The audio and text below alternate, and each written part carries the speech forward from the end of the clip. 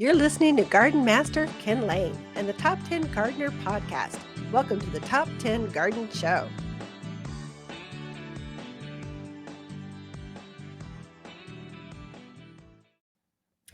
And we are back with Lisa Lain in the studio. She comes each week with your garden questions. Just what are people talking about?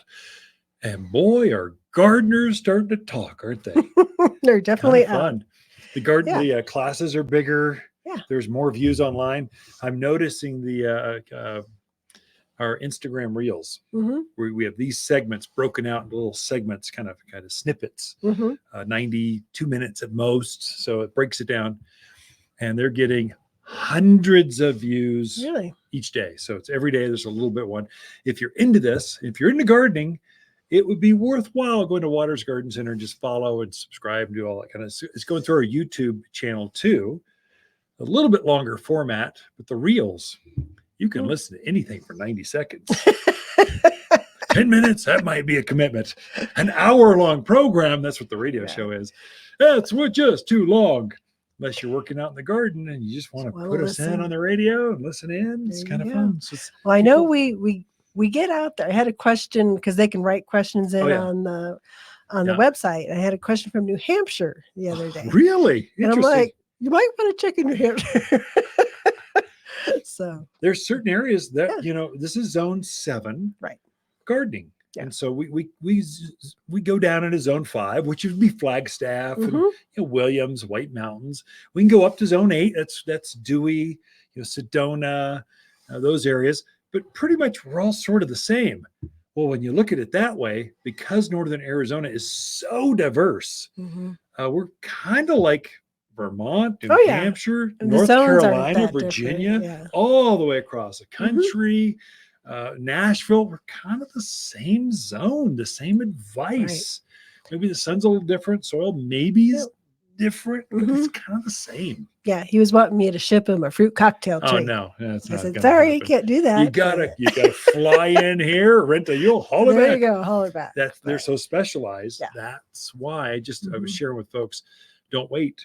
Right. For the more specialized it is, grab it now because it won't be here in a week. It will be out. Yep. There's no more. That is true. So questions from folks. What are people talking about? Well, Jess would like to know, is it too late to prune fruit trees at this point? And then what about roses? Is it too late if you missed that golden opportunity, or what do you do? Jess, you're fine. Actually, this is probably the ideal time. So March is a good time. I would say you should feel some pressure. Okay, we're halfway through March. You kind of, you need to get on this. Stop waiting. So by the end of the month, I think you're fine. Roses prefer to be pruned when you're starting to see that new growth. As they're growing, that's kind of your cue. Go for it.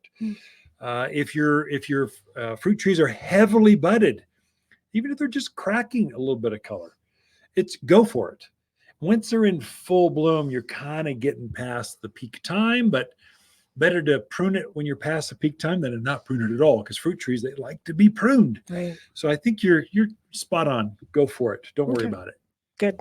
All right. Next question is from Valerie. She says, I saw the lily of the valley shrub at the store. Can you give me more specifics? Sun, shade, how long does it bloom, and what type of soil does it like? Well, first of all, Valerie, thanks for coming in. It's kind of visiting. That's super. And writing a question. That's awesome. So Lily of the Valley, they've just started to crack open. I showed them off at last week's class. They were starting to bloom, and they've got this intoxicating smell. There's this fragrance that's even brighter than lilacs or roses. It's just very, very bright. It can almost be too pungent sometimes. So it's perfect in a container because they stay small. And they're shade lovers. So you could put it in a container under that overhang, north facing gardens, under overhang of a patio or deck. It would shine with that. It's a good perennial, evergreen, gets up about knee high, and just stays that without any pruning, just stays that size. There's very few shade loving perennials that keep their bounds, that won't outgrow their space, that has that kind of fragrance. It's really good. And the beauty is, if you're in that wildland interface, I see you got bunnies or deer coming through, they don't eat lily of the valley. So you should be good to go with that. So put it right out there in the gardens, in a container, in a raised bed. It'll take our climate, no problem. Just that sun in the middle of June, that 10 to 2 sun, that's hard on it. It'll get brown tips on the leaves and all kinds. If you've grown in other parts of the country, it's been fine in the full sun. Here, it needs some protection. So, and how long does it bloom? Oh, all spring. Like from now through all spring. It is a long blooming shrub. Crazy long. And I think we have 3 different varieties in right now. There's a silver one. It's variegated. Yeah, variegated. There's a green one, the traditional one that we've grown for years. And there's a new one, desert, something it's rose. got red growth on it or something. They're really pretty. Definitely. So check those out. Now's the time. You'll find Lily of the Valley, best selection now. In the summer, you won't find any. Okay. Just kind of comes down to that. All right. Next question is from Dan. He says, I really want to put in a Colorado spruce, but I live in Dewey. Will they grow there, or is there a tree that would actually do better there? Dan, so great question. So the native one that grows there is Arizona cypress. Okay. That grow there, it'll naturalize and just grows by itself. It sounds like you want a Christmas tree looking tree, and Arizona cypress does not look that way.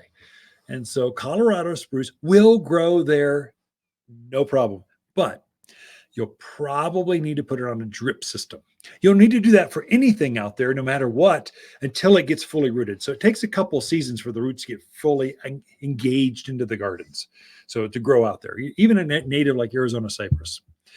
A Colorado spruce is actually a bigger plant. Colorados, they get, 50 feet tall, and they will get that big out there. No worries. I think at all elevation, you'll see spruce all the way down to even the Verde areas. You'll see spruce as long as they're irrigated. So Prescott Valley, irrigated. So as you get higher elevations, the Groom Creeks and stuff, that's where they naturally grow. Yeah, you probably water them until they get rooted, and then you let them go by themselves.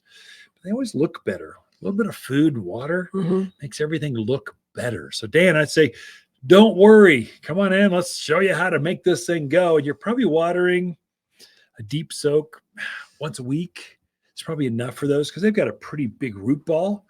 Yeah, even in the peak of summer, maybe when it's 100 out there and you get that wind that funnels through that valley area, maybe it's twice a week at most. If you're going to kill a Colorado spruce out there, it won't be from the heat. It'll be from overwatering. Yeah, if you get into some of those clay patches out there, you do have to be a little more careful. There's a caliche layer that runs out that 69 corridor that can be really rough. So just make sure that the spruce drains. So if you're in doubt, here's how you test it. So you're planting a new pine tree or spruce or whatever, Arizona cypress, whatever it is. Dig your hole and you're going, oh, this soil seems really hard. Oh my gosh, I need a jackhammer. If you've got that kind of soil, test it before you plant. And so what you do is you dig your hole, then you fill it up with water in the morning. And if water is still sitting in that hole at the end of the day, you've got a problem. You just dug a bathtub. I mean, dig it deeper, fill it up, and add some bubbles. Enjoy it, because your trees aren't going to like it. Right. What we'll do is we'll dig a chimney. We'll take a piece of that hole, and we'll dig a piece of it out until we get to the next soil band. And usually there's a rock, a boulder, a caliche layer, something's underneath there that's not allowing the water to penetrate. As soon as you break that, even with a digging bar or jackhammer, many times we'll take the jackhammer, just fracture it down, and it will start draining. And the soil never lies. So if you fill it up and it's drained by the end of the day, you're good. Go plant whatever evergreen you want. If it's still sitting there, really you're talking cattails. I mean, mint, you can't kill mint. It's something that likes boggy, yucky water. So soils, gooey soils. Right. Okay. I think we have time to get Sherry's question in. It's a quick one. Wants to know when she should start watering her lawn again and how frequent. Yeah, now. So I'd fertilize it now. Take the 744 all-purpose food. It's a granular food. It's like magic for lawns. Oh my gosh, you will wake it up and be green like next weekend. Make sure the lawnmower is sharp and ready to go. And then start watering. So March, plants agree. They'll start greening up like immediately. So I'd say now's your time. Go for it. And we are like that. We're out of time. Ken and Lisa Lain, the Mountain Gardeners. Be right back after this. Growing up in Prescott, we knew spring was here when my grandmother's lilacs bloomed. I'm Lisa Waters Lain, and my grandmother would be thrilled with the new bloomerang purple lilacs at Waters Garden Center. They don't just bloom once in spring, they bloom again in summer. Mine bloomed 3 times last year, making spring last well into fall, and just $29.99. Come check out all the heavenly new sights and scents that are making this spring the most beautiful ever. Lilacs like Grandma used to grow and better. Waters Garden Center in Prescott. You're listening to Ken Lain, aka the Top 10 Gardener. Ken can be found throughout the week in Prescott at Waters Family Garden Center. Listen daily as he answers the top 10 questions of the week, streaming on Apple, Google, Spotify, or wherever you download your podcasts.